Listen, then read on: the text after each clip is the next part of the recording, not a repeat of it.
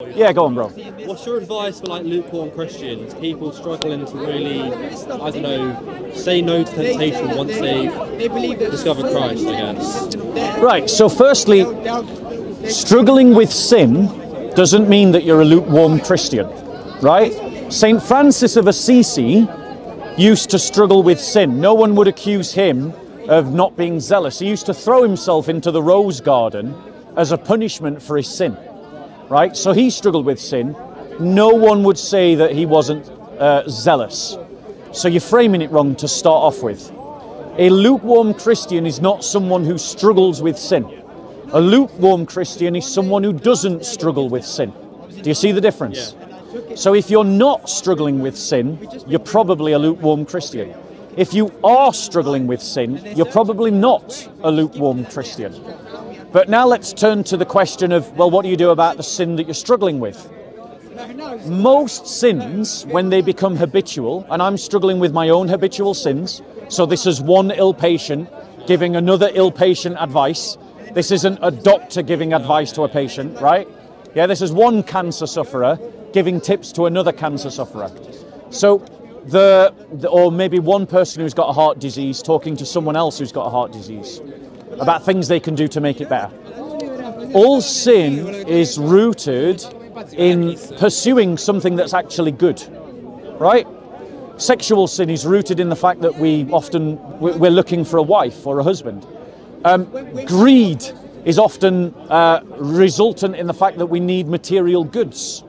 Envy is usually resulted in the fact that we see a good that someone else has that we want for ourselves, whatever it might be. Pride is usually resulted in the fact that we need some kind of basis upon which to build our sense of identity. So all sin is rooted actually in the desire for something good. So the best thing you can do is to identify the good that you lack in your life, and as a way of tackling your habitual sin, to start building into your life the means by which you can grasp the good that you need. Does that make sense? Sort of, yeah. Right. So do you want to say which sin it is, or shall I just use my own? So it's more like I'd say temptation to, like, I don't know, say my friends were going out to a club, for example. Yeah. Like, I know it's wrong. I know I shouldn't do it, but it's very easy for me to be like, yeah, like last time I'll go, like I won't do it again, sort of thing. Like, that's like sort of what I struggle with, just saying like no almost. Yeah. So let's be clear. The way that we currently do nightclubs, they're just dens of iniquity. Yeah. Right? Christians don't have any reason to be in a nightclub except to evangelize. Right? Though it is possible for a group of Christians to go to a nightclub and not participate in the sin around them. Not to. Well, yeah, I mean, it is hard not to, and too many Christians fall because they fall into that culture. But what you're telling me there is that what you're desiring is fellowship. What you're desiring is communion with friends.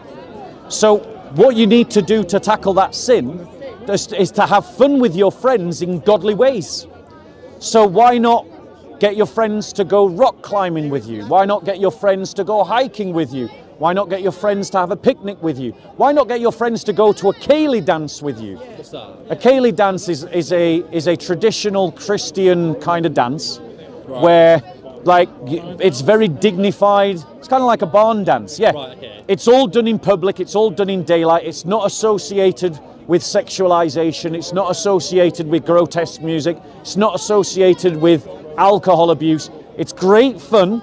It's great exercise. You do dance and you get to talk to people, but in a setting that doesn't encourage sin. Right? So what you're telling me is that you want to find ways to have fellowship with your friends, but without sin, basically. But they're pulling you into sinful ways. Are your friends Christian? Majority of them are not. No. Right.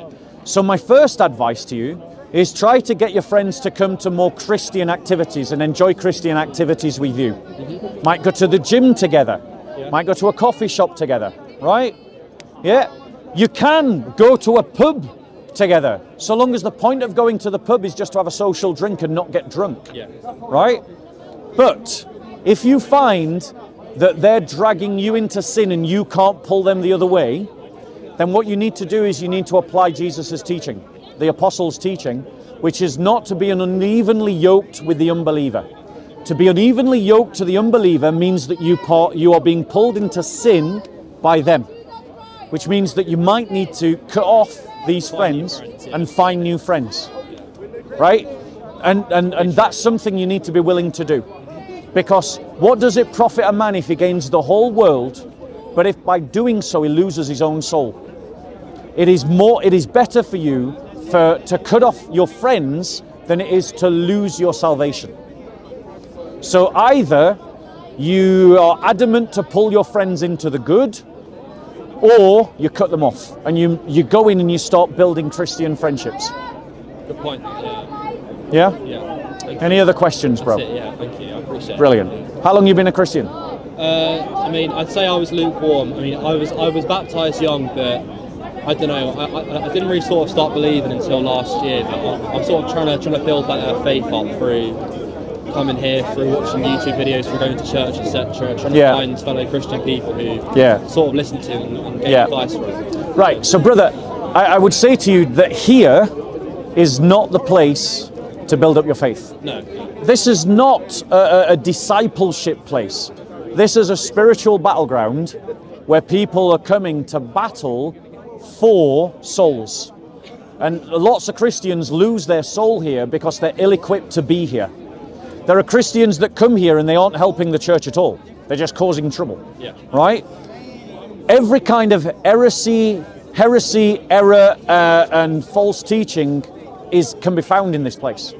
Right? This is not a safe place for a young Christian. Right? You need to find good Christian teachers and learn from them.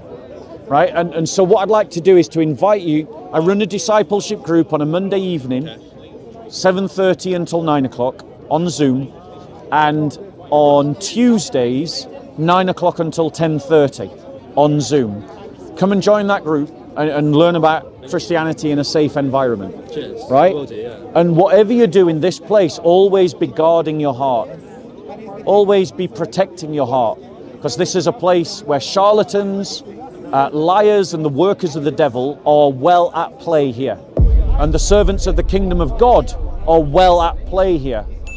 But if you're a young new Christian, you're probably more in danger than you are useful. Right? So it might not be wise for you to be here. Well, it's my first time here today, so I am sort of gauging it a little bit. Yeah. So far there's been a lot of bad stuff going on. I can tell probably should be happening. Yeah. My advice to you is if the enemies of the church approach you, just don't say you don't want to engage them. Yeah. And certainly don't let them film you, because the Dawagandists are looking for people like you. They won't debate people like me. They won't debate the knowledgeable Christians in the park. They come here looking for you, and the moment they find you, they turn you into cannon fodder. They turn you into film fodder, right? And this is my warning to all Christians coming to this park, is don't let the Dawagandists use you, right? Right, so stay away from them. I am, yeah. Good. And don't let them use you for filming material. I won't do it. And just come and speak to the Christians. Yeah? But remember, not everyone in this park who's calling themselves a Christian is a Christian.